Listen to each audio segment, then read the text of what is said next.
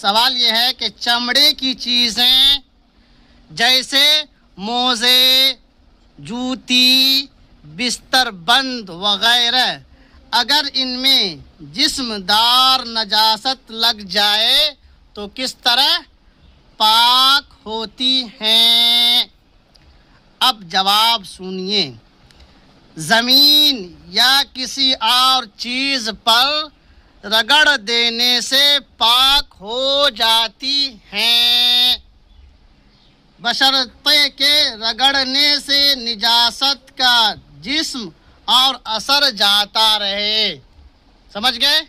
اس طرح سے رگڑ دینا ہے کہ اس کا اثر بالکل پوری طرح سے کیا ہو جائے؟ ختم ہو جائے۔ تب کیا ہو جائے گا؟ پاک ہو جائے گا۔ اور اگر جسم والی نجاست ہے تو اس کا بھی جسم کا ہونا ختم ہو جائے تو وہ جوتی یا بستر بند وغیرہ جس میں ناپاکی لگی ہے یا نجاست لگی ہے وہ کیا ہو جائے گا؟ پاک ہو جائے گا۔ سمجھ گیا آپ نے؟ رگڑنے سے کیا ہو جائے گا؟